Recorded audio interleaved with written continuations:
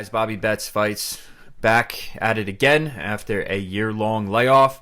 Back to give the old breakdown videos, but with a little bit of a twist and hopefully something a little bit different than the run-of-the-mill breakdown that I used to do. So moving forward, just to give you guys an idea, going to take a look at these fights, obviously give you my breakdown, obviously give you my prediction, but we're also going to take a look at the line and where it's moving and see if we can try to make heads or tails of it, because that plays a huge part now into my personal gambling philosophy. So what we'll do, take a look at the matchup.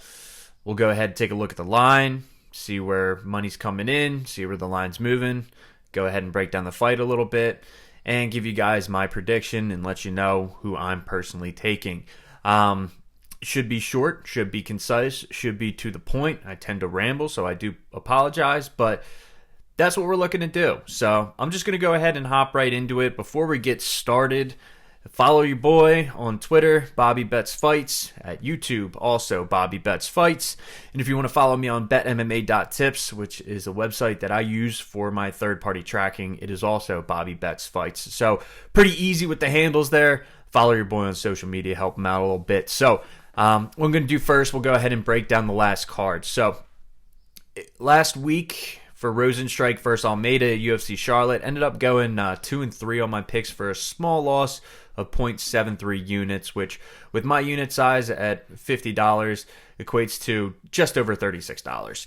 So just running through them real quick. Tainara Lisboa opened the card. She looked great. I got her at even odds, 50 to win 50, and honestly dominated Jessica Rose Clark on the feet and even the majority of the time in the clinch and in the grappling up until the third round. And then Rose Clark did capitalize on Lisboa, going for a trip takedown, ended up, kind of dragging herself down and being in guard while Jessica Rose Clark was on top. But she had already done so much damage, there was nothing that Rose Clark could really do. She ended up getting out of that position, ended up scrambling, taking the back, and ended up getting the rear naked choke. So we got Lisboa by submission, which shocked a lot of people. But all in all, pleased with that bet. She looked great. Gabriel Green versus Brian Battle. No clue what Gabe Green's game plan was. Came out like a bat out of hell, throwing haymakers up against the cage, just trading 1-for-1 with Battle like he's freaking Diego Sanchez versus Clay Guida, and he got clipped and got knocked out. So I got him. I put him in a little bit of juice at minus 135 for 1.2 units. So ended up taking a $60 loss there. I don't really hate it because I can't.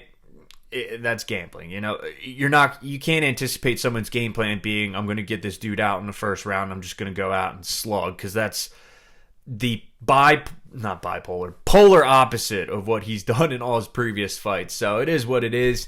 Tim Means' next bet was a little bit of forced action at plus 188. I like the line on him, but honestly, I probably wouldn't have put that bet in if there was something else going on, but the lines were so stagnant all week that I only had 3 bets, and of course I forced it because I love gambling. So that is what it is. He looked good in the first round. Won on all 3 judges' scorecards in the first round. He was up. Looked good in the second, but then got caught in the guillotine. What are you going to do? It happens. So only a half unit on that, lost 25. Anthony Smith versus Johnny Walker. Some regrets with the Anthony Smith bet. I saw the line dropping. It opened, I think he was plus 130. I thought that was a little high. I got in on him at plus 100. Again, Johnny Walker's more athletic, and I think I was more so banking on his fight IQ being, not what it was previously, but smart game plan for him. Chop the legs. I mean, that's the book's out on Anthony Smith. You kick those legs. I mean, Ankalaev did it. Who else did it? And his Rakic destroyed his legs. I mean, as soon as you start chopping those legs, the tree's going to come down. So great fight by Johnny Walker. And if I had to go back and do it, hindsight's always 20/20. But yeah, probably would have considered some other factors in that one. And then we did have a parlay that cashed. We had a chalky one, Olberg to win and Carl Williams to win. I got that. Combined parlay odds were minus 165. I put in for one and a half units, $75. Ended up making a little over $48. But yeah, I got in early on Olberg at minus 305. That line blew up. I think he was minus 425 by week's end, and rightfully so. He looked incredible and starched Pretoria in the first round like everyone thought he would. And Carl Williams versus Chase Sherman. I mean, Carl Williams, I thought he'd have more success with the wrestling. To be honest, I think I underestimated Chase Sherman's wrestling defense in the matchup. I still thought Williams showed a pretty good showing on the feet, to be honest with you. Sherman was supposed to have the advantage there, and outside of the leg kicks that seemed to be affecting Williams because he didn't check a single one or felt like moving out of the way, probably because he was tired from shooting 10 takedown attempts. But regardless, I mean, he cracked Sherman a couple of times. Sherman's got a solid chin, so and Sherman didn't really do much moving forward. So I think both guys were pretty gassed in the second and third. And yeah, Williams ended up taking it. So I don't know where I stand on Carl Williams moving forward, to be honest with you. I think he may have lost some stock in my book after the Sherman performance because I really thought he would dominate him and stay on top of him for multiple rounds and win an easy 30-27. Still won 30-27, I think, on two of the judges' scorecards, but really wasn't the performance that I thought was going to happen. So definitely not the dominating wrestling that he showed previously. So we'll see where we go from there. All in all, okay week. I mean, we lost some units. Last 3 weeks we were profitable, close to 10 units. So, that's going to happen, some setbacks. But excited for this upcoming card. I think it's UFC Vegas number 73. It's an Apex show. Apex suck. If you guys follow me on Twitter, I hate the Apex. And I say it every single time there's an Apex card. So fuck the Apex. Part of my French, but that's just the way I feel about it. It's stupid at this point. The pandemic's over. Let's get the show on the road, and we should be in front of fans every single weekend. Anyway, I'm going to go ahead and jump into our first fight on the card, which is Themba Gorimbo versus Takashi Saito. So, don't have a catchphrase at the moment, but yeah, keep watching.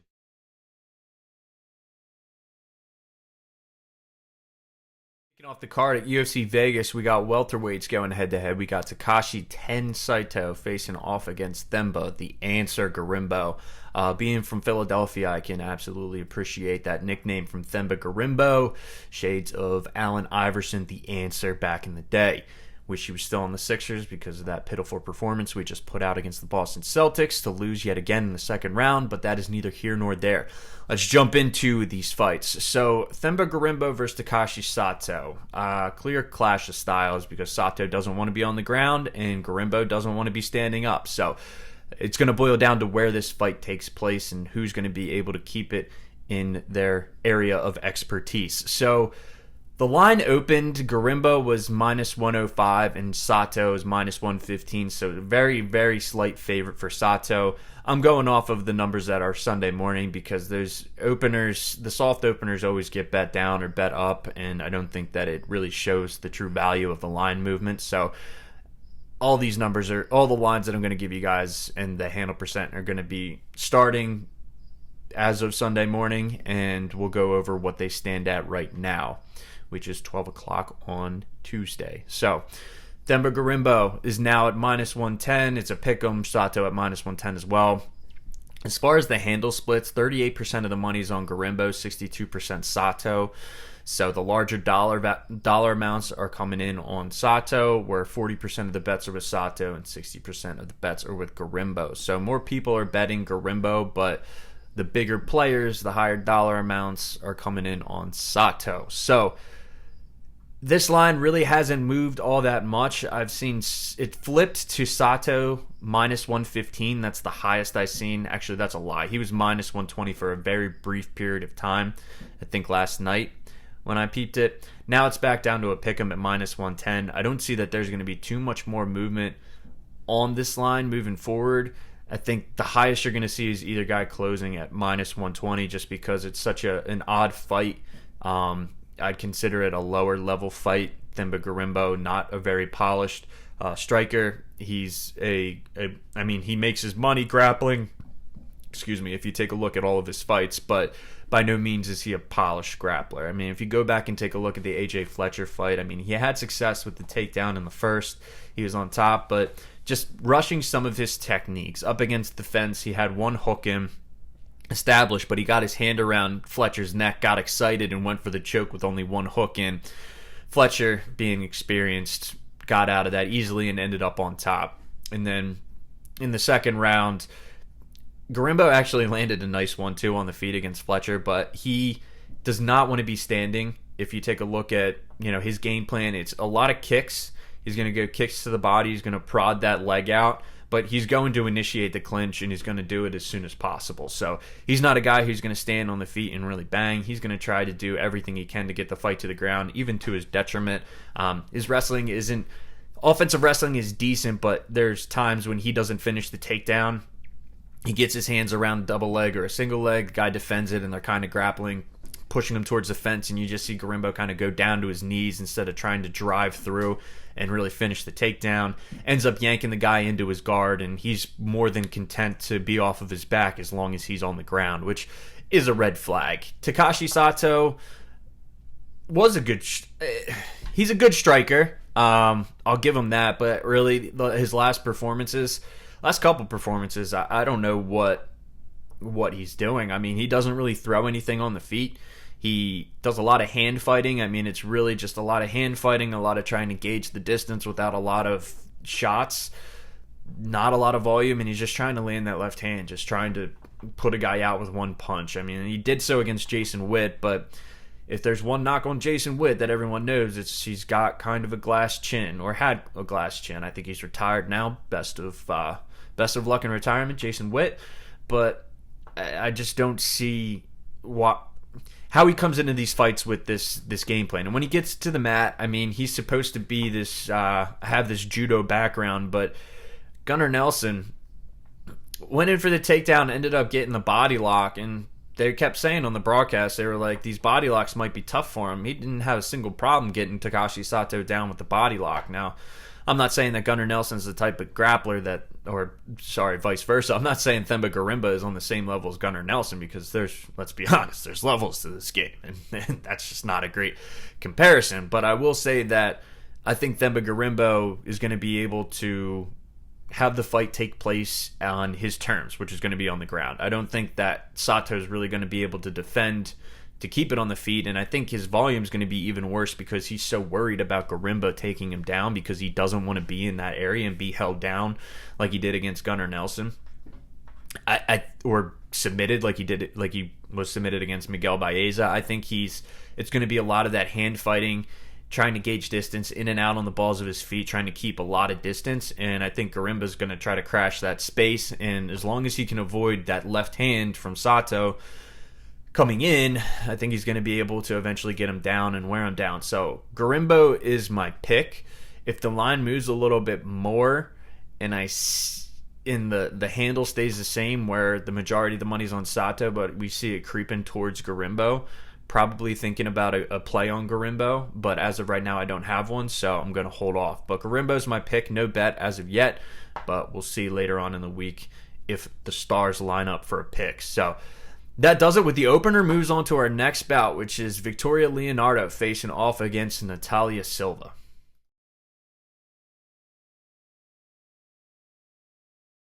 We got two women flyweights. Ugh, that didn't sound right. We got Victoria Leonardo and Natalia Silva facing off in a women's flyweight bout. And the second fight of the night at UFC Vegas 73. Natalia Silva is a huge favorite in this fight, minus 800 as it stands now. Victoria Leonardo plus 575. So in this matchup, I think Silva opened somewhere around minus 600, some crazy number, and is being bet up close to 10-1, which is insane for a female MMA fight in any weight division. Leonardo, I think, opened in the plus 400 range. I mean, I can go back and look, but honestly, it's not going to matter too much in regards to this matchup. So let's just go ahead and take a look at the numbers right now as they stand. So, like I said, Silva minus 800. She's got 90% of the handle and 68% of the bets. Leonardo on the comeback, 10% of the handle and 32% of the bets, and the line's moving in Silva's favor. So, in this one, I think the odds are ridiculous. You'd be hard-pressed to find me placing a bet, especially at these odds, but I don't see a world where Leonardo wins the fight. That being said, and it's women's MMA, so anything can happen, and if you follow, like, by and large, like, the underdog in women's MMA, I mean, I haven't done any research or hard numbers on this, but the underdog wins not more often than not in the favorite, but it's definitely closer to 50-50 in when you're looking at female fights as opposed to male fights, and there's a lot of value on underdogs, especially at some crazy prices. I would say this is kind of out of the realm of bettable. If you want to take a flyer on Leonardo, by all means. I mean, anything can happen in the cage, but this is one that I'm just straight up going to stay away from. I mean, it's dog or pass on the dog. I don't see a way that she can win this fight. So Natalia Silva, I mean, on the feet, she looked really impressive against Jasmine Jasudavicius. I mean, she just beat her up.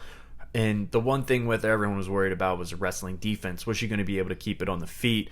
What if Jasudavicius gets her down on the ground? Well, she used incredible movement around the cage, just circling out, landing the 1-2, jumping in, had some good pop in her hands, and 30-27 Jasudavicius fairly easily. And Jasudavicius, if anything, she's a good grappler. I mean, that's what she's billed as, a grappler. So impressive performance for Silva, who was, I believe, a pretty hefty underdog, somewhere around plus 160, and when the line closed on that fight. So very impressive. And then she goes out in her next fight against Teresa Bleda, who is another one who's billed as a grappler, a finisher, a good, I don't know if it's Sambo or Brazilian Jiu-Jitsu, but one of those ones where she's racking up the submission wins. Good ground and pound as well. And Bleda was a popular underdog in that fight. Silva was minus 160, and she got bet down a little bit because money was coming in on Bleda, and she ended up finishing her in the third round. She did face a little bit of adversity. She defended the takedowns. I think Bleda ended up landing one in the first round, and Silva didn't have any issues with it. I mean, I think there might have been one submission attempt by Bleda towards the end of the round in the first, but other than that, I mean, Bleda's gas started to wear, and Silva, she seems to pick it up as the fight goes on. Like, there's no gas tank issue. You don't see that she's getting tired at any point. She's just constantly on the move and circling the cage and just jumping in, landing those 1-2s, keeping her opponent off balance. She has really good kicks to all levels. And Victoria Leonardo, she's just scrappy. I mean, her last fight against Mandy Boom, I think she did a great job of mixing the martial arts with the takedowns, on the feet, being active, in her face. Boom didn't really throw anything. I mean, it's Mandy Boom, so I want to give Leonardo the credit she deserves for winning a fight inside the octagon and winning it pretty handedly, but we didn't really learn too much about Victoria Leonardo in that fight. When she's facing higher level competition. Every time she's taken a step up, I mean, if you go back and take a look at her past track record, she has some good fights, but I mean, she got knocked out by Manon Fiore. That's going to happen. Got stopped by Melissa Gatto because Gatto broke Leonardo's arm, so that fight ended. And then looking at the past, I mean, she's fought Erin Blanchfield. She lost via head kick in round 2. Lost to Miranda Maverick twice. This is back in the Invicta days. And then has a loss to Shannon Sin where it was a split decision, and that's in kickboxing, according to Tapology. So, I mean, she's winning the fight she's supposed to win and losing to the higher level competition, and I would consider Natalia Silva a higher level of competition. So, if Victoria Leonardo can continue to grow and can show a wrinkle in her game, it can be a closer fight than I think most people anticipate, but I think most people seeing Victoria Leonardo's game with the pressure boxing and the takedowns and seeing how well Natalia Silva's dealt with opponents with similar game plans in her past 2 fights, that's why the line's lined where it's at. So I'm going with Natalia Silva, but it's unbettable for me. It'd be tough to add a minus 800 into a parlay to even risk that. I mean, is the reward even worth the risk at that point? So going to be a pass as far as betting, but Natalia Silva is the pick. So leads us into our next fight, which is going to be the highly controversial fight of Nick Fiore versus Chase Hooper. If you guys are on Twitter, man, everyone is going back and forth about this fight. People who like Hooper love Hooper, and people who are on Fiore are pretty confident in Fiore. So we'll go ahead and break that one down next.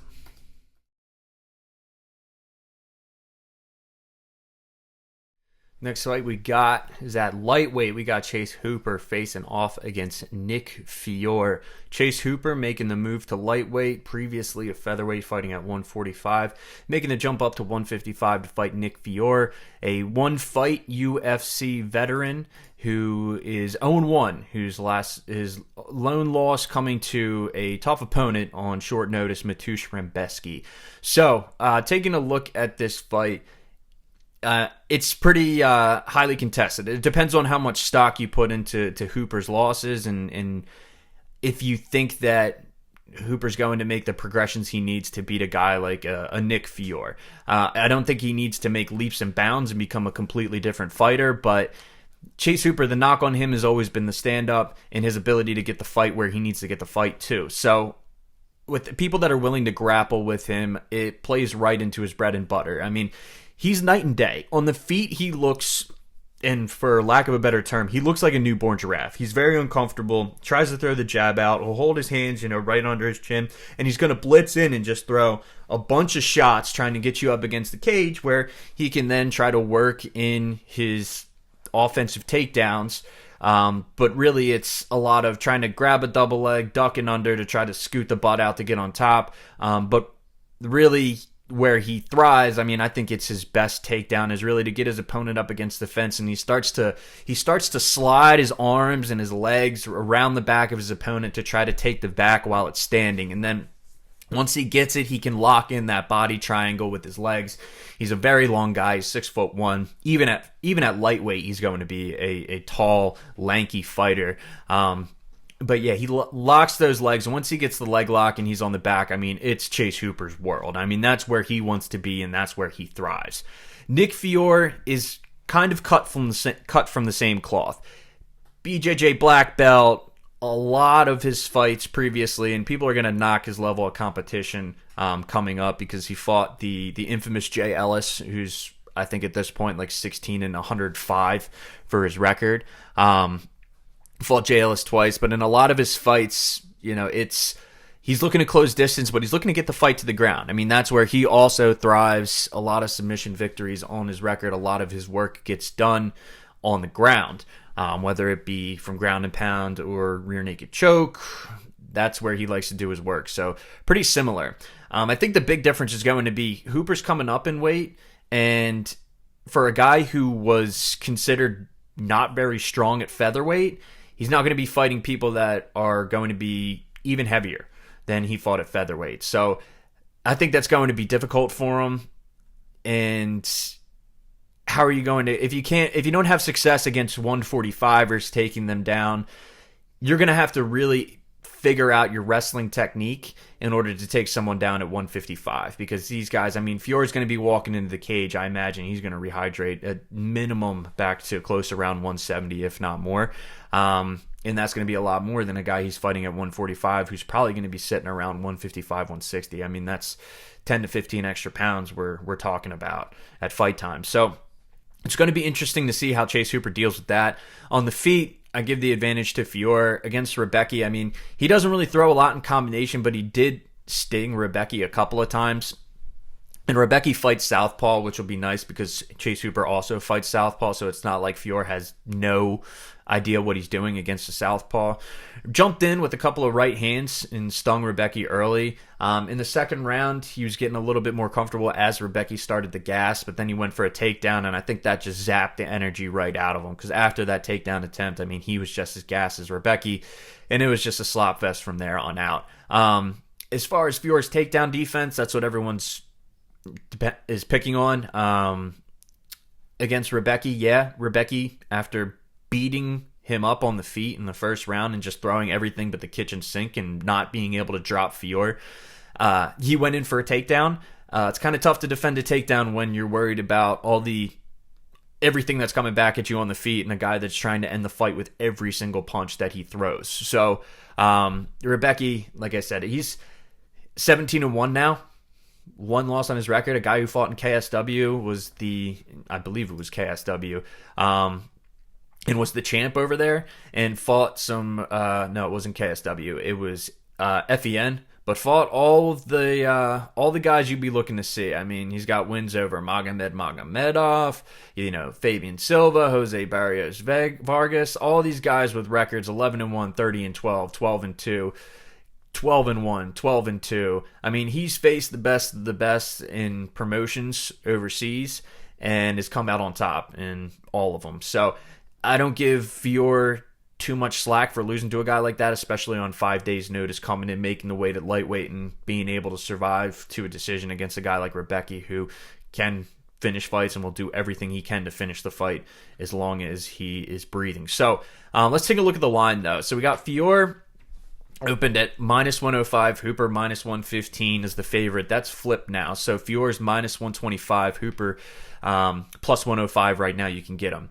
Handle percent, 76% of the money on Fiore, 24% for Hooper, 53% of the bets on Hooper, and 47% on Fiore. So Fiore's got the higher dollar amounts. It's pretty close as far as the amount of bets being placed, but Hooper has the edge there. So this has gotten up as high as -140 and recently got bet back down to -125. So sharp money came in on Fiore, and then we're backtracking a little bit. -140, a little bit too high.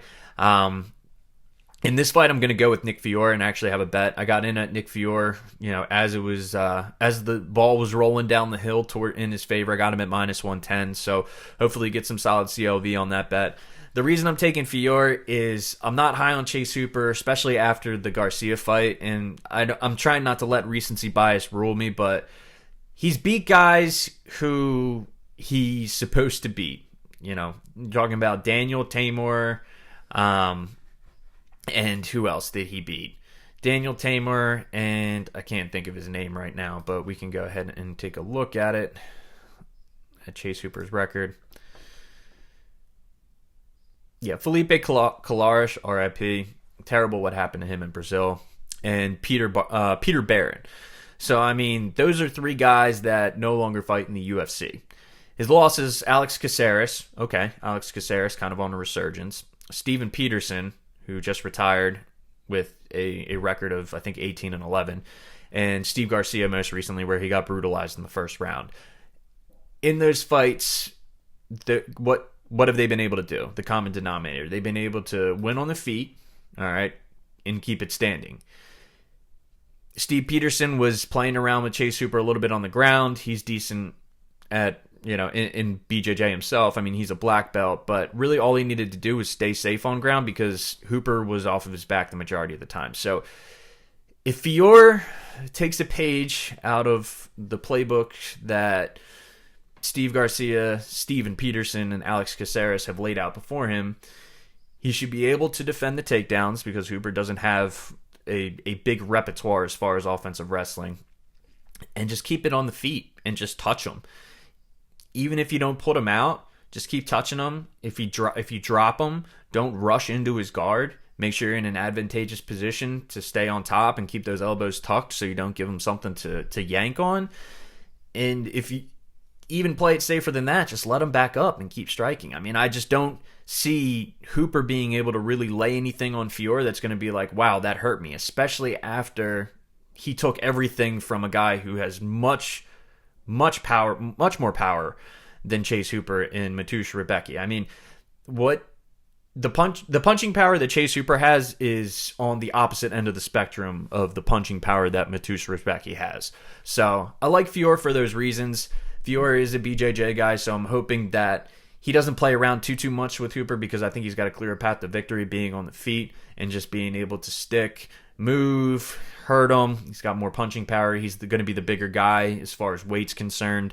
So I like Fiore at -110, but it is going to be a close fight. Fiore's going to have to fight a smart fight, but I think he can take it, and I'll take that at pick 'em odds, especially with where the odds are at right now. So going with Fiore for the pick. And we got him at -110 for 1 unit. So that'll go ahead and move us on to our next fight on the card. As we moving down, we got Rodrigo Nascimento facing off against Ilir Latifi.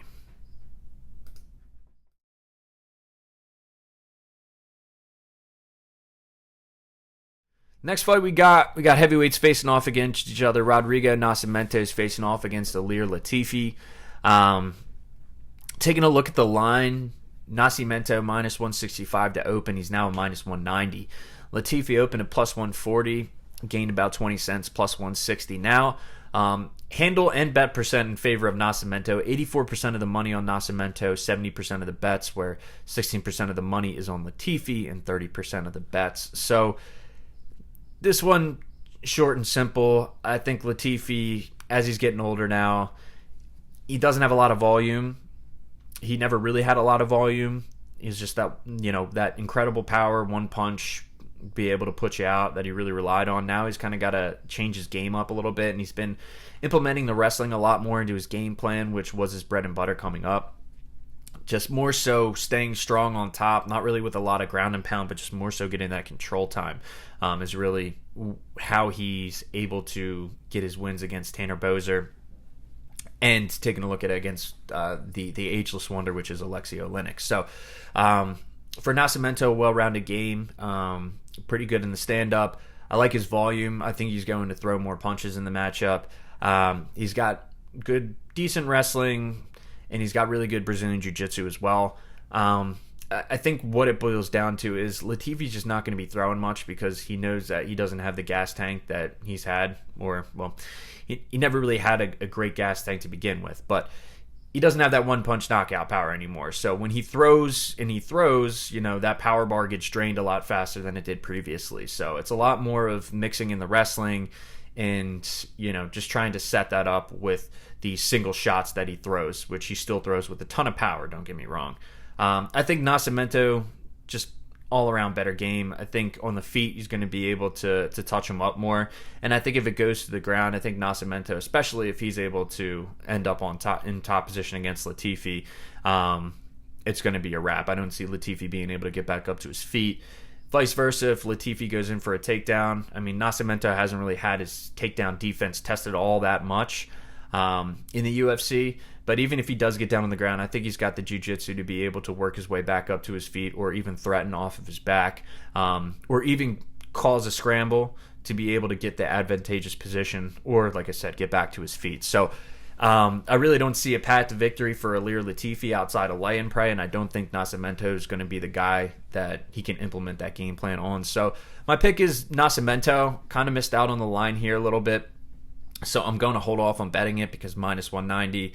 And just betting Ilir Latifi fights, I'd want the line to be a little bit less juicy, I guess you could say. So I'm going to go ahead and hold off. But Nascimento is the pick, which leads us into our next fight, which is Gilbert Urbina versus Ryan Cosce.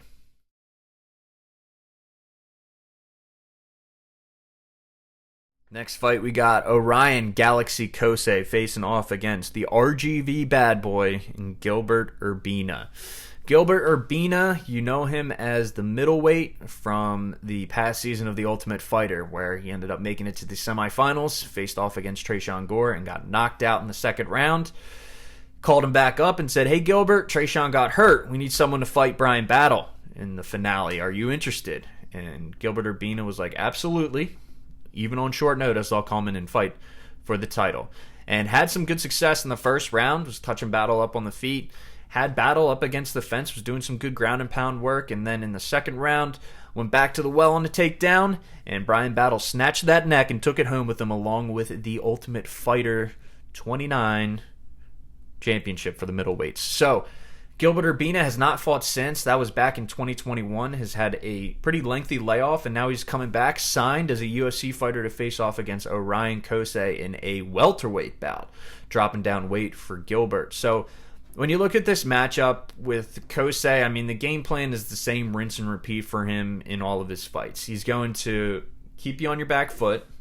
He's going to try to strike to close the distance, just some big overhand rights, big looping shots, and he's going to try to get you up against the cage, and he's going to try to utilize his wrestling so he can get on top and he can stay in half guard and do a decent amount of ground and pound to either get you in a position where he can stop you or win a decision. That's pretty much been the game plan for Cosce in all of these fights.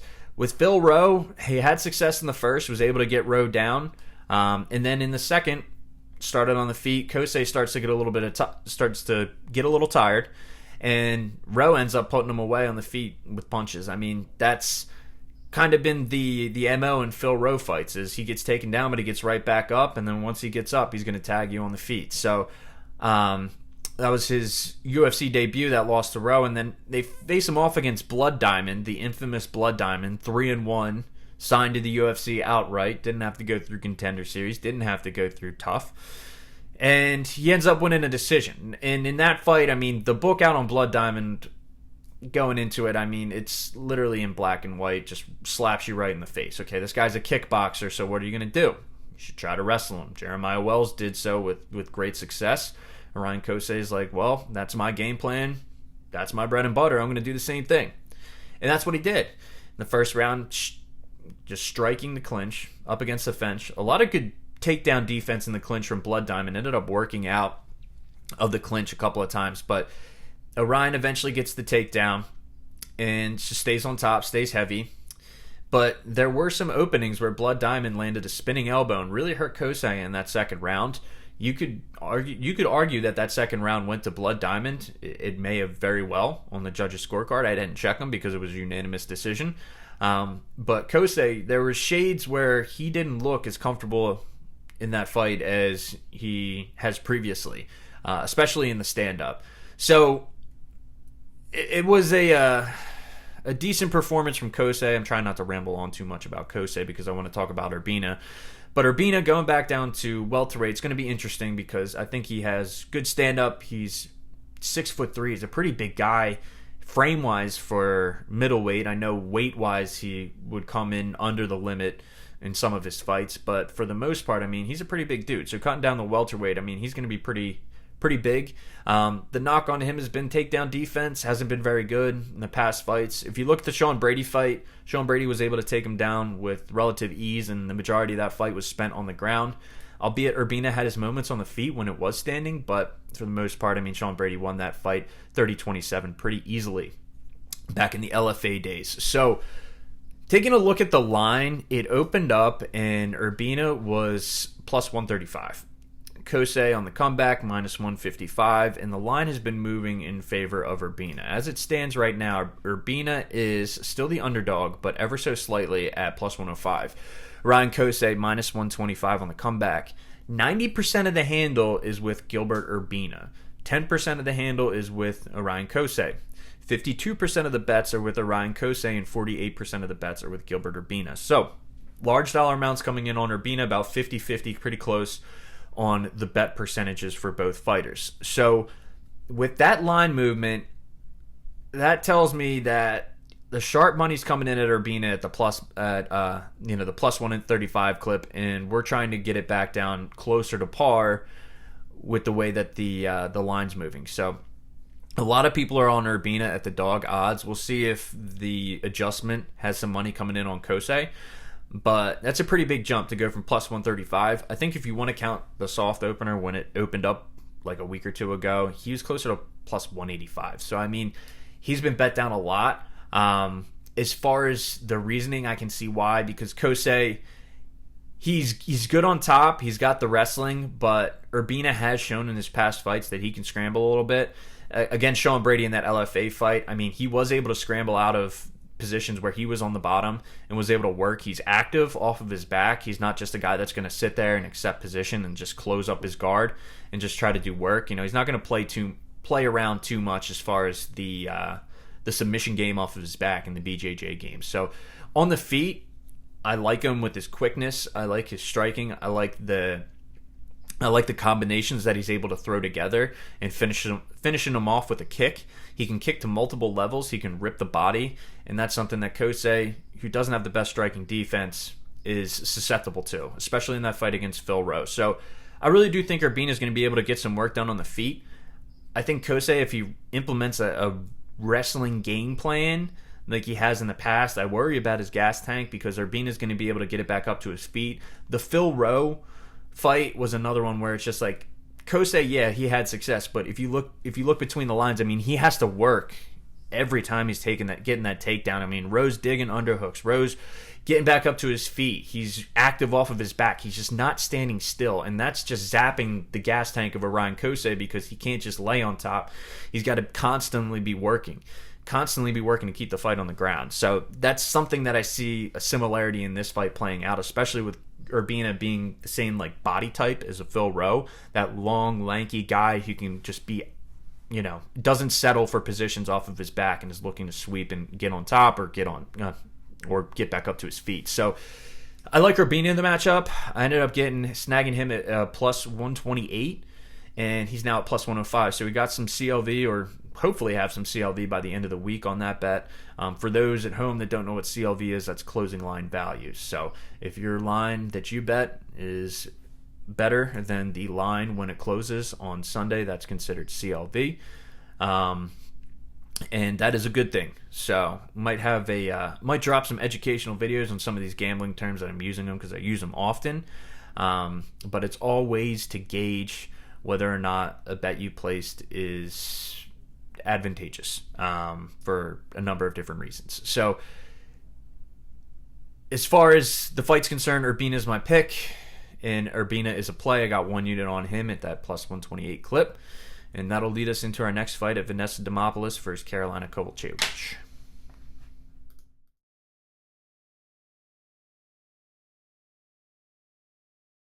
Next matchup, we got women's strawweight. We got Vanessa Little Monster Demopoulos facing off against Carolina Kowalkiewicz. Vanessa Demopoulos is on a 3-fight win streak in the UFC, and after her first 2 performances, you couldn't convince me that she was going to be sticking around this long. So kudos to Vanessa Demopoulos for getting those wins over Silvana Gomez-Juarez, Jinyu Frey, even though that was a controversial split decision, and most recently Maria Oliveira, showing a wrinkle in her game and showing the resilience that she showed on the regional scene in some of these matchups. So props to Vanessa Demopoulos for scratching out those 3 wins. Pretty impressive. Facing off against Carolina Kowalkiewicz in this matchup, UFC veteran who is known for her striking. Wrestling has kind of been at the forefront of her game and has been dabbling in the grappling. And in this particular matchup, I'm not sure if that's the way that she wants to go ahead and fight it. But before we jump into that breakdown, let's go ahead and take a look at the line. So the line opened up. Demopoulos was 125 underdog. Kowalkiewicz minus 145 is the favorite. It's now at plus 115 for Demopoulos and minus 135 for Kowalkiewicz. So about 10 cents of movement in favor of Demopoulos. 65% of the handles on Demopoulos with 55% of the bets. 35% of the handles on Kowalkiewicz with 45% of the bets. So larger dollar amounts and the amount of bets placed are in favor of Vanessa Demopoulos. I can see why she's a favorable underdog, especially at the underdog price that she's been placed at in her previous fights. So, I mean, against Gomez Juarez, she was the underdog. Against Jinyu Frey, I know she was a pretty heavy underdog and got bet down closer to par, but was still a decent-sized underdog in that fight. And then against Maria Oliveira, if I remember correctly, they were pretty much a pick'em. So people have been counting out Vanessa Demopoulos, and she's been proving them wrong and profiting for the dog bettors that have been taking her previously. So in this matchup, it's kind of odd because I think Kowalkiewicz, if it's old school Kowalkiewicz where she wants to keep it on the feet and she can be pretty violent with those clinch elbows and just kind of pitter patter some shots, I think that she can have some success and she can absolutely win a decision. But what I worry about is Demopoulos is, she's a motor and she's going to keep moving forward whether or not she's getting punched 1,000 times in the face or not. She is just going to do the same game plan that she's had in every fight, which is she's going to strike. She's going to jump in. She's going to throw a lot of strikes at you to close distance, and she's going to try to get the fight to the ground at all costs. Her wrestling offense is not great. Up until her last fight, she had not successfully secured a single takedown in the UFC despite having a submission win. She got dropped against Gomez Juarez, and against Jinyu Frey, the fight ended up going to the ground at one point, but Jinyu Frey defended all of the takedowns. I don't think they considered it a takedown for Demopoulos the way that it went in that fight. So she somehow was able to get the fight to the ground without getting a takedown in those first 2 fights, and then against Maria Oliveira, she finally was able to secure some takedowns. So takedown off the wrestling offense is not great, but once it gets to the ground, that's her world, and that's where she wants to live. I mean, she's got really sneaky armbar and really sneaky triangle, just alternating between the two on the ground. She's really flexible. She's got great hips, and she is very comfortable being off of her back. So it's going to be a tricky one for Kowalkiewicz because she has been open to grappling in her recent performances, and she's going to have to kind of put that on the side, even though she probably likes that new wrinkle in her game. Push that to the side and say, hey, anytime we grapple, I got to be digging underhooks. I got to be getting off the cage. I got to be doing everything I can to not get taken down.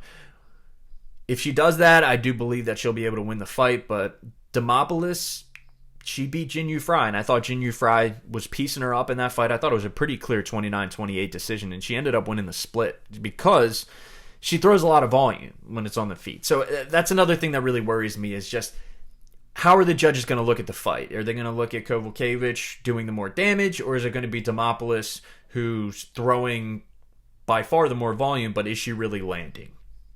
And that's something that has me kind of staying away from this fight. Just because if it does go to the ground, I'd be worried if I'm on Kowalkiewicz.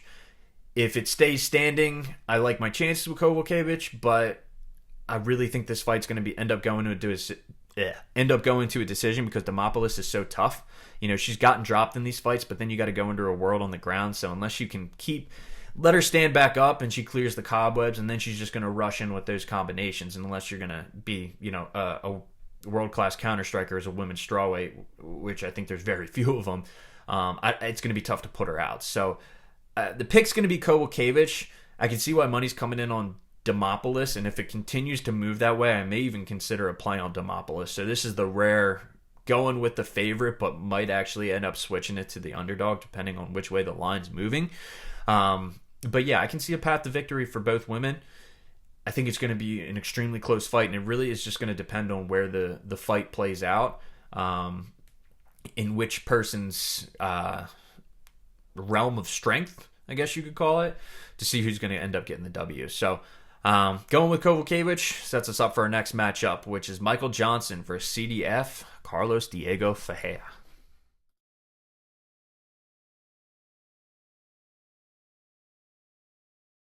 Veteran lightweights facing off as we got Michael Johnson facing off against CDF Carlos Diego Ferreira, which should be an interesting fight. At lightweight, Michael Johnson, a little bit of a career resurgence recently. 2 wins over Alan Patrick and most recently over Mark Chikadze, in a close fight against Jamie Mullarkey, where a lot of people thought that he actually got the win, including myself. On the other side, Carlos Diego Ferreira, 2-fight losing streak, looking to right the ship.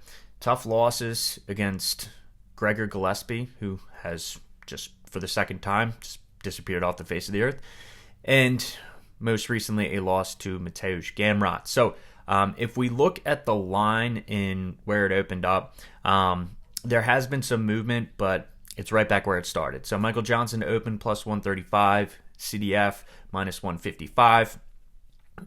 The splits have changed quite a bit. 81% of the handle was with CDF when it opened up. It's now flipped 72% of the handles with Michael Johnson, and 67% of the bets are with Michael Johnson. 33% of the bets are with Carlos Diego Ferreira as it stands right now.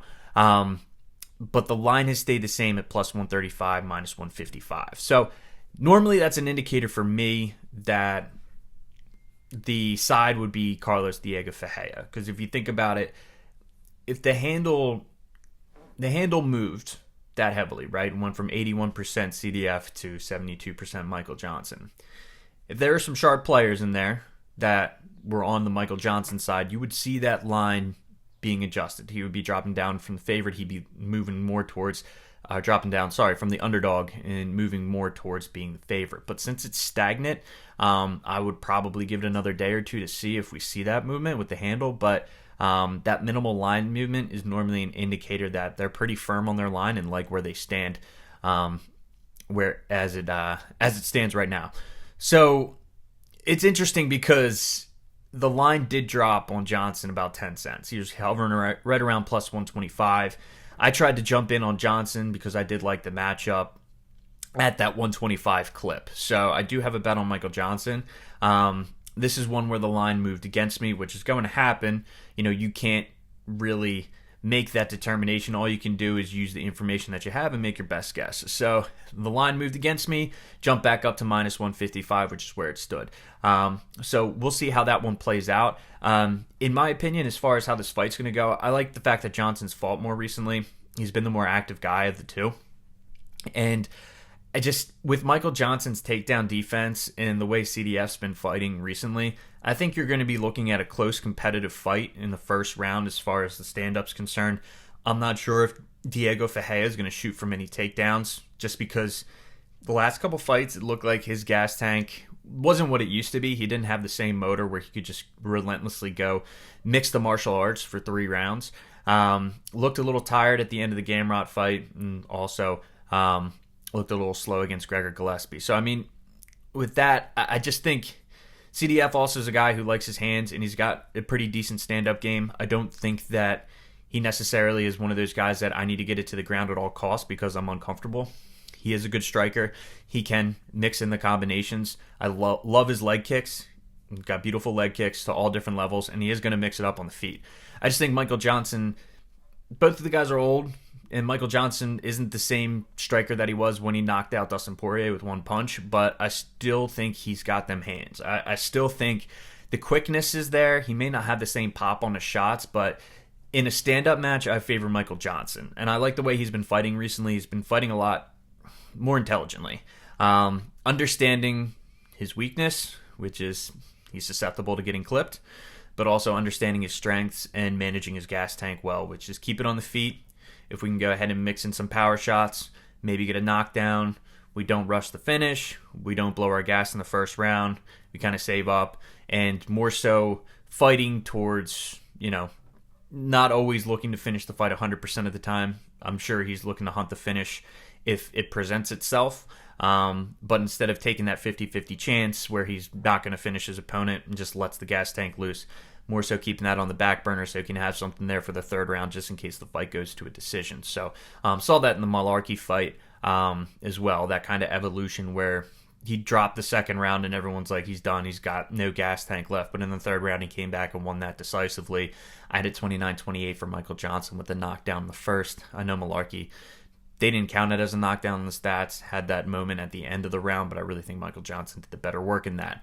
But that's neither here nor there. I'm not the judge, so who cares? We'll move on from it. So how I see this fight playing out, I think it's going to stay contested on the feet. I think CDF will go for takedowns. I think Michael Johnson, with his 80% takedown defense that he has, is going to be able to stuff him. He's going to not entertain any of that grappling, clinch work whatsoever. He's going to be looking to just get out of those positions as opposed to trying to reverse him or even get a takedown of his own. I don't see that happening. I would be shocked if Michael Johnson welcomed the fight to the ground. And I see him winning a pretty close decision. I just don't think CDF's going to have the gas tank that Michael Johnson's going to have in the second and third round. And even if Diego Ferreira wins the first round, I think Michael Johnson can rally back and take the second and the third. Just think he's quicker on the feet. So that is going to lead us into our next fight, which is Lupita Godinez versus Emily Ducote.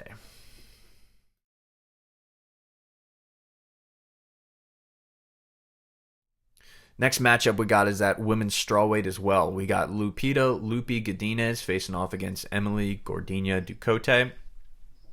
Lupi Godinez, past couple fights coming off a win against Cynthia Calvillo. Previously a tough loss to Angela Hill. Emily Ducote, similarly to Lupita Godinez, is coming off of a loss against Angela Hill and has not gotten a chance to right the ship like Godinez has. So Ducote coming off a loss, Godinez coming off a win. Godinez looking to keep the streak alive, and Ducote looking to get back in the win column. So when you take a look at this fight and you take a look at the line, I didn't have an opener on Sunday, but from what I saw when I took a look at the splits, we had Godinez at minus 135, and Ducote was sitting right around plus 115 as the dog. That has moved a little bit. We got Godinez at minus 150 now, and Ducote at plus 130. As far as the splits are concerned, Ducote's got 74% of the handle, and Godinez has 26% of the handle. And there's my cat meowing. So we're just going to go ahead and move past that. and just keep on trucking. So Lupita Godinez, 63% of the bets. Emily Ducote, 37% of the bets. So let's go ahead and wrap this up. So Ducote has the higher dollar amounts on her. She's got the bigger bucks. Godinez only 26% of the handle, which is pretty low. Despite that fact, Godinez, the line's increasing in her favor. She's going to minus 150. So that is what we call in the business reverse line movement. And that's an indicator that Godinez is probably going to be the side, because despite the handle, by and large, the books, there's a consensus that Lupita Godinez should be a bigger favorite than what she opened. So if you're able to get Godinez at minus 135, looking like a pretty good bet as it stands right now, and we'll see where that line goes from here. So taking a look at the matchup, everyone's questioning whether or not Lupita Godinez is going to wrestle. And honestly, I think Lupita Godinez has, in the back of her mind, is worried about her gas tank. And I think that's the reason why you saw that performance against Angela Hill, where she didn't go for as many takedowns as she normally did, against the Carniolosi fight, where she looked just absolutely dominant on the mat. I think that one fight that she had up against Luana Carolina at featherweight is kind of the back of her mind, where she kind of lost some gas. I mean, I know she took that on a week's notice, and she just fought the week before. But I think that really plays in the back of her mind in some of these fights moving forward, because you don't see the amount of takedown attempts, and you see you're really worried about gassing out. And she did so, in my opinion, against Angela Hill. It was a close fight, but you could tell that she was visibly labored in the second and third rounds. It just wasn't throwing as many shots and wasn't throwing with the power that she normally throws with in some of these fights, because she can really pack a punch in the strawweight division. She's one of the more heavy-handed fighters, in my opinion, that you'll see at such a lightweight and at strawweight. Ducote, on the other hand, pretty steady fighter. The big knock on her coming up was her takedown defense, and she showed that she's leveled that up, being able to defend all the takedowns against Penne and punishing her en route to a pretty decisive victory. But then against Angela Hill, Angela Hill just laid it on her thick, and she really wasn't able to counter the volume that Angela Hill was throwing her way. She was getting cracked, and she just couldn't crack back. For every 2-3 punches Hill was landing, Ducote was landing one, and you just saw the striking numbers add up, and Angela Hill won that fight pretty handedly. So Ducote looking to right the ship. Godinez, I think what it boils down to is whether or not she's going to be able to mix her wrestling with her strikes and keep Ducote off balance, because if she can't do that, I think Ducote's got a decent shot in this fight if it stays standing for the majority of the time. I think she can out-volume Godinez. The only issue is Godinez does hit harder than Ducote, so as far as damage and as far as the body language is concerned in the eyes of the judges, they might favor Godinez just because when she cracks, it's going to look worse than when Ducote cracks. So I have a tough time with this one.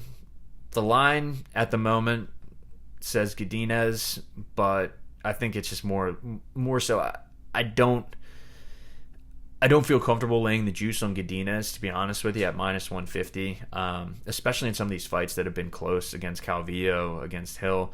They've been some pretty close fights, and she's been a pretty heavy favorite in those. So I'm going to stay off this one. I'm going to go with Godinez as the pick just because I like her heavy hands, and I think if she does mix in the wrestling, it's only going to add to her case when it comes time to tally up the scorecards.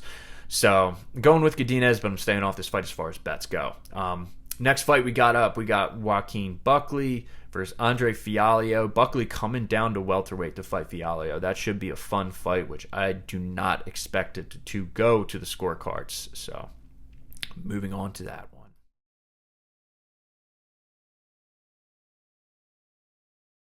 Certified banger at welterweight. We got Joaquin Buckley facing off against Andre Fialho. Joaquin Buckley cutting down to welterweight, which is something that I don't typically like to see in fighters, but he has fought at welterweight before. So we'll see how he looks on the scales on Friday. But Joaquin Buckley, a pressure boxer, a guy who has a ton of pop in his hands. He's known for that highlight reel knockout of Impa Kasaganai, where he caught the kick and ended up doing this crazy spinning wheel kick, and just knocked him out cold. Probably one of the craziest highlights you'll ever see in the UFC octagon, and probably one of the best KOs you'll ever see in combat sports history. Facing off against Andre Fialho, who's a very steady boxer. Big knock on him in the past has been over-aggressiveness and also just not being able to stuff the takedown. He's beaten the guys he's supposed to beat, and he's lost to the guys who he's supposed to lose to, and has had some pretty impressive knockouts in the UFC, some performance bonuses, but has also been knocked out himself in his most recent performance against Muslim Salikov, and before that, Jake Matthews. So 2-fight skid for Andre Fialho, and looking to right the ship against Joaquin Buckley, who's coming down to welterweight. As we take a look at the line, Buckley opened a -165. He's now sitting at -215. Andre Fialho is sitting right around +140. He's now +185 as an underdog. The handle percentage is outrageous. 98% of the handles on Buckley, 76% of the bets. Only 2% of the handle on Fialho, and 24% of the bets. Originally, I was heavy on Buckley. I really thought that this was going to be a good matchup for him. He's tenacious.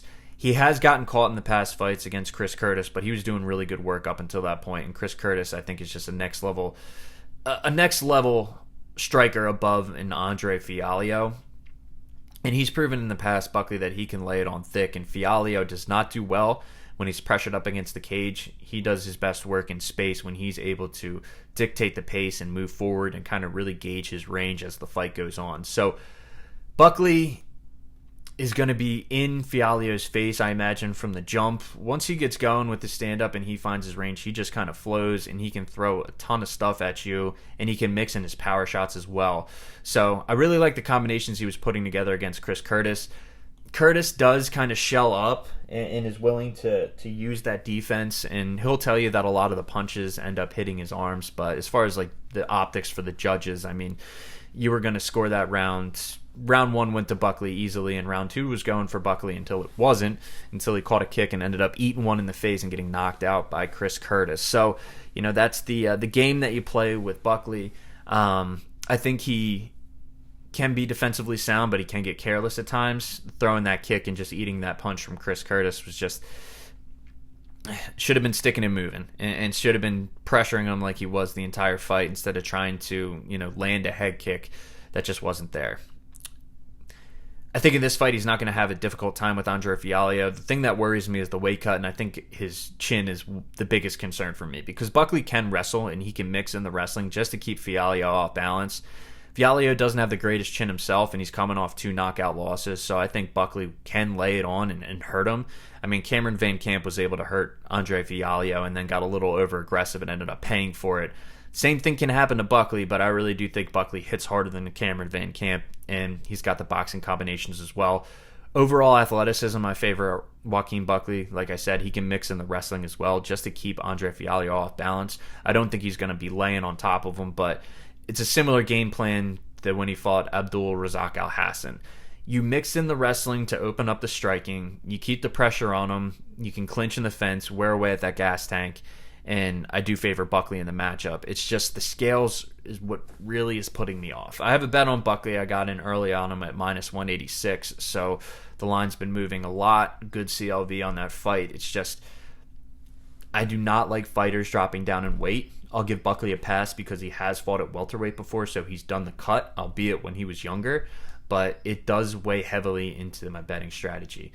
I'm going to let it rock at 1.5 units on Buckley because I do think he's got the advantages, and I don't think Fialho, especially coming off 2 KO losses, is going to be able to crack Buckley and put him out. But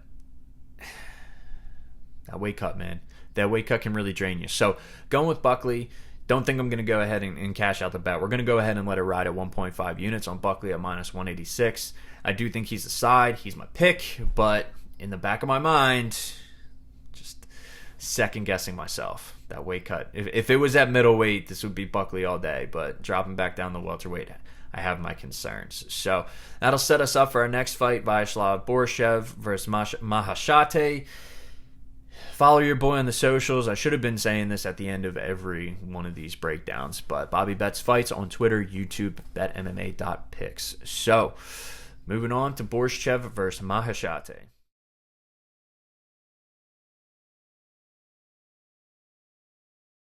Interesting fight at lightweight as we got Maheshate facing off against Vyacheslav Slavaklaus Borschev in a fight which I would be shocked if it ended up going to the mat. I mean, both of these guys they fight very similar, and they have the similar flaws in their game. So both of these guys, they want to stand. They got good boxing combinations. They really make a living on the feet. And the knock on both of them is the takedown defense. They have a tendency to get held down. For Maheshate, Rafa Garcia able to implement his wrestling and was able to grind out a decision against Maheshate, despite Maheshate opening up a vicious cut on Garcia, which he lost like an incredible amount of blood. But able to fight through it and really showed off that wrestling game that Garcia has with his strength and his top pressure. Borschev, same thing for him. I mean, Mark Jacasey put on a wrestling clinic against the guy, couldn't get him off the ground. Mike Davis saw the same thing, just with a little bit more damage on the feet. Mike Davis was able to implement the same game plan and also more damage on the ground. Difference between Jacasey and Davis was just Davis just pounded on him on the ground, where Jacasey was just more so holding him down and just maintaining top position, where it's a shame because Mark Jacasey was such an exciting fighter and realized that he could wrestle, had to get a few wins under his belt, but now he's kind of fell off from that exciting fighter that he once was. Anyway, I digress. Let's get back to the matchup. So Maheshate versus Slava Claus, like I said, imagine it's going to play out on the feet. It's going to be a great fight, potential fight of the night, just because of the way it match up and the skill sets align. If you take a look at the betting splits, the line really hasn't moved at all. It opened at minus 165 for Borschev as the favorite. Maheshate sitting at plus 140 now. And that's the way it is right now. Minus 165 and plus 140. Hasn't moved an inch. It's gone up and down a little bit. Borschev got up to minus 170. He was as low as minus 155 in Maheshate with the similar movement. With that, I think he was as high as 145. He was as low as 130. Taking a look at the handle, 74% of the handles on Borschev, 26% of the handle on Maheshate, 63% of the bets on Borschev, 37% of the bets on Maheshate. I gotta give the nod to Borschev in this fight, just with the striking background that he's had. You know, the kickboxing background that he has coming into the UFC. Extensive kickboxing experience. I think he was 15-2 kickboxing, then comes in. He's sitting at 6-3 now, but just the veteran experience that he has. Maheshate is a lot younger, and in his career, I don't think he's fought the caliber of fighters, whether it be in a kickboxing ring, which Borschev has on his resume. And just the level of competition, I don't think Maheshate has fought the level of competition that Borschev has faced up until this point. I mean, if you go back and take a look at it, I mean, it hasn't been anything crazy for Borschev, but Kenley St. Louis and Chris Duncan, those are two good fights that Borschev has on his record, where he finished both of those guys in round 2 via punches. Dakota Bush beat him by liver shot. That's one thing I really like about Borschev, is his ability to go to the body. I mean, both of these guys are going to take one to give one. If you look at Maheshate, how he got into the UFC, he faced off against a tough guy as a big underdog in Achilles Estremendora, and he was able to just weather the storm in the first round and able to win rounds 2 and 3 against Estremendora. But his fight against Steve Garcia is another one. I mean, Garcia comes out winging punches. Maheshate drops him, he gets back up, and then drops him again, and it's just night. I mean, that was really his coming out performance against Steve Garcia.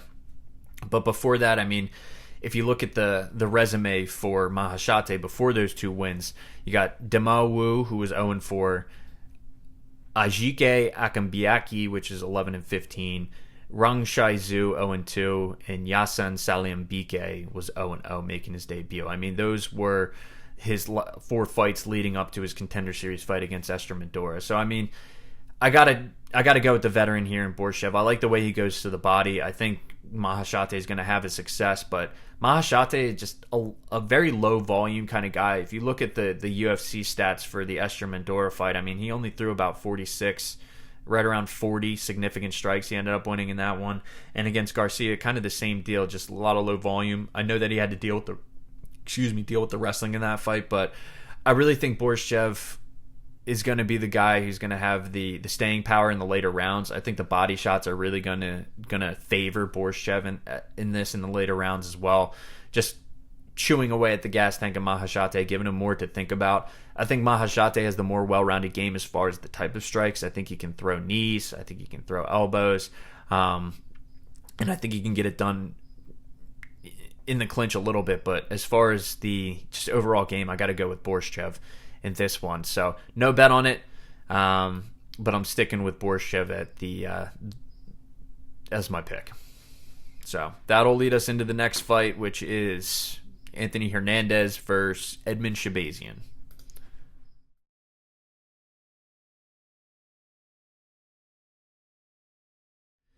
Good co-main event with Edmen Shahbazyan facing off against Anthony Hernandez in the middleweight division, which should be a pretty solid fight. Career trajectory for both of these guys has been quite different. Shahbazyan started off hot off the gate, 4 straight wins, 3 of them by finish. Then faces off against Brunson and got brutalized on the ground. The book was kind of out on him. He got 2 more losses against Hernandez, and then Nasruddin Imavov finished him. Took some time off and comes back. UFC kind of gave him a layup with Lungiambula. I guess you could say he showed some improvements, but really dominated Lungiambula from start to finish. Outside of Lungiambula landing a few solid kicks, Shahbazyan was all over him. Ended up getting the finish in that fight. So looking to make it a winning streak against Fluffy Hernandez, who had a little bit of adversity early on in his career, opposite of Shahbazyan, who kind of shot up right up to the rankings. Hernandez lost to Marcus Perez in his UFC debut. Tough fight, had his moments, but Perez ultimately hurt him to the body and then ended up getting the choke in round 2.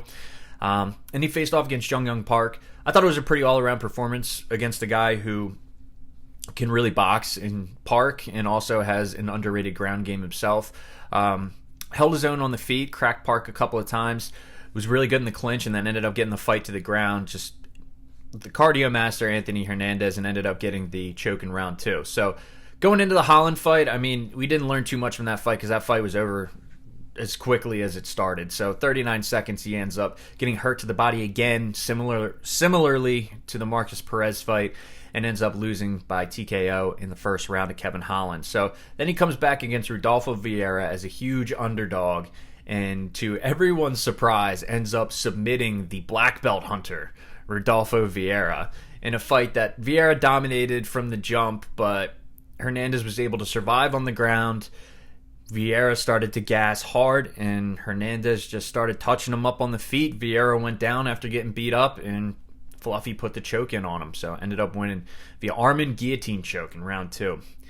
Fight against Josh Frem just out-scrambled him the entire time, kept a crazy pace. Frem, to his credit, kept up with him. He ended up winning winning a unanimous decision pretty handedly on all the judges' scorecards. And then against Marc-Andre Barriault his last time out, same thing. Just cardio master, just pace, grinding the fight out, making it ugly, dirty boxing, just pressure nonstop, taking him down, ended up getting the choke in round 3 for the finish. So these two guys meeting head-to-head.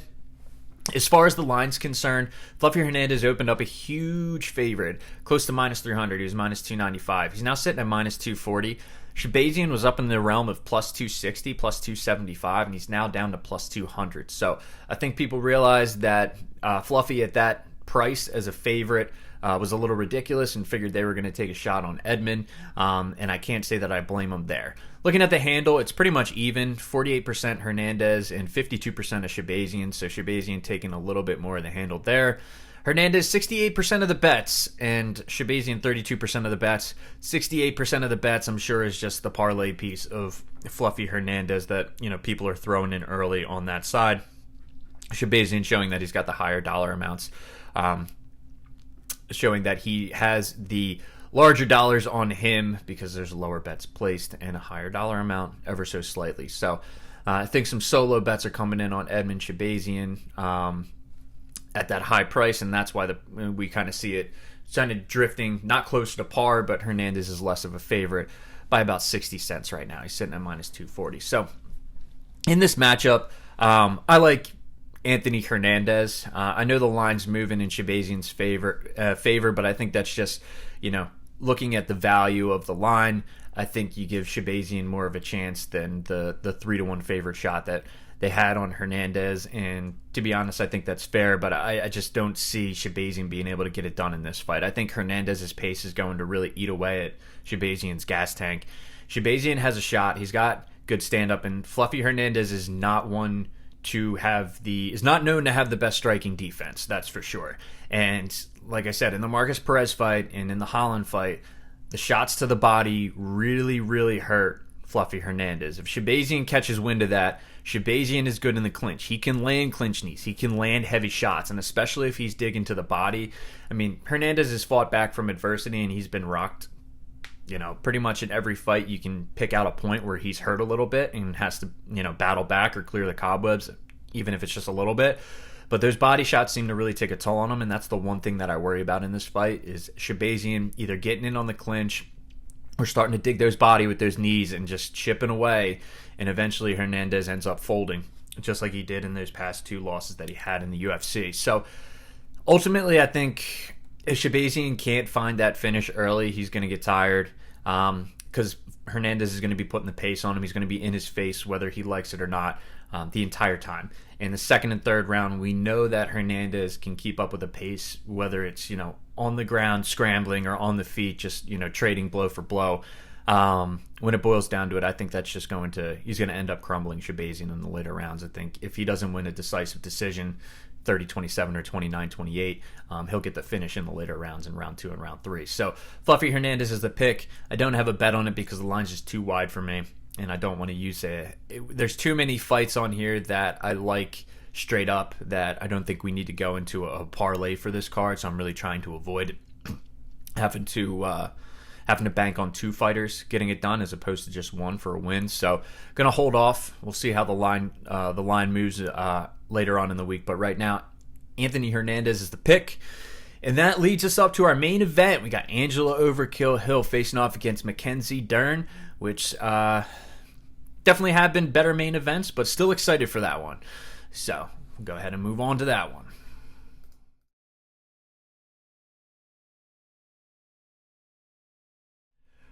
Ranked strawweights facing off. We got Angela Overkill Hill facing off against Mackenzie Dern in a clash of styles in the women's strawweight division. Mackenzie Dern, you know what her game plan is going to be. It's going to be try to get the fight to the ground at all costs, and once it's down there, it is her world. Probably, if not the best, definitely top 3 best jiu-jitsu in the strawweight division. Someone who can always hunt the finish, and no one wants to go to the ground with her. Opposite her, we got Angela Overkill Hill, who's a UFC veteran, has fought just about everyone in the strawweight division, has had a lot of close split decisions on her record. And I think she doesn't get the credit that she deserves sometimes for the type of fights and the type of performances that she puts on. So, going toe-to-toe with Amanda Lemos, facing some adversity early but coming back and arguably winning that fight is a huge feather, would be a huge feather in her cap had the split decision gone her way. I still think her stock rose from that performance. She beat Claudia Gadelha. I don't care what anyone says. She dropped her in that fight. I guess they don't count knockdowns, whatever. But just so many split decision losses on Angela Hill's record where it's just like, she's 15 and 13, and she very well could be, whatever it is, friggin' 20 and 7 or something. I don't know. Anyway, Angela Hill, good striker on the feet. Definitely got to give her the edge on the feet. I like her volume, and she can mix in a power shot every once in a while. It's not like she's just going to pitter-patter from the outside like a Caitlin Chukagian and really not have a lot behind those strikes. She can drop you. She dropped Claudia Gadelha. She hurt Amanda Lemos in that fight and had her on the back foot for a while. I mean, she can mix in some pop. But also just with the volume, just drowning the opponent in the Ducote fight. I mean, she was just on her like white on rice the entire time. And she's got that cardio where she can keep that pace for 3 rounds. She can keep that pace for 5 rounds. If the fight was 10 rounds, I guarantee she would be, in the 10th round, she'd be throwing the same volume that she was throwing in round 1. So there really isn't an issue with the cardio. And she's got very good takedown defense, right around a 77% clip. And she has just, every fight has just been improving on that despite her age. She's, in her mid-30s right now, which normally, is on the down. You're on the downturn of your career, but really has been able to put it together as of late for Angela Hill, and is really starting to come into her own as a fighter. This is an interesting fight. When you take a look at the odds, they really haven't budged at all. Mackenzie Dern opened -195, and Hill was +165. They dropped a nickel. Mackenzie Dern's at minus 190 and Angela Hill's at plus 160. As far as the splits, 60% of the handle on Mackenzie Dern, 40% on Angela Hill, where we got 73% of the bets on Dern, 27% of the bets on Angela Hill. So Dern holds the handle, but it's interesting because the people that are betting Angela Hill as opposed to Mackenzie Dern are putting a little bit more money on it just because the percent of bets is so low. 73%, just people parlaying Dern, low dollar amounts, higher volume. That's what you're going to see right there. In this fight, it really is tough because if it was 3 rounds, I probably have a different opinion. I think Angela Hill would really have a shot. But 5 rounds, despite Hill's cardio, despite Hill's takedown defense, despite her being better on the feet, I mean, it's just Mackenzie Dern just has that jiu-jitsu where if she can get you down once, you're not getting back up, and she's going to be hunting submissions, and you're going to be constantly fighting. So if she can do that, that's what really. If she can get it down, and she's got 5 rounds to get it down to the mat, I really do think she can find a submission and stop Angela Hill. And I say that as a huge Angela Hill advocate. I played her as a dog multiple times and had those heartbreaking split decision losses, but also, against Lupita Godinez, I was the one that was on her side at plus 275.